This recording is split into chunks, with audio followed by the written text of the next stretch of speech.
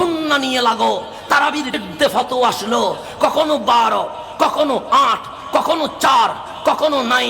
এখন মুসলিম মিল্লাহ যখন সুন্নাহর ব্যাপারে মতবিরোধ হলো, সে এখন ওয়াজিব নিয়ে মাথায় নামাও। তখন বিতিরের নামাজ 3 থেকে 1 বানাইলো, এখন বলে পড়লেও চলে, না পড়লেও চলে।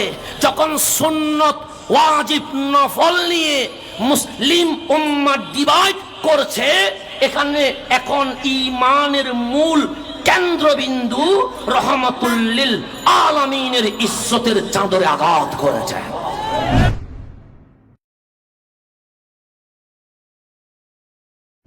রব্বুল আলামিনের পক্ষ থেকে দেওয়া সর্বশ্রেষ্ঠ নিয়ামত, এরই নাম ইসলাম।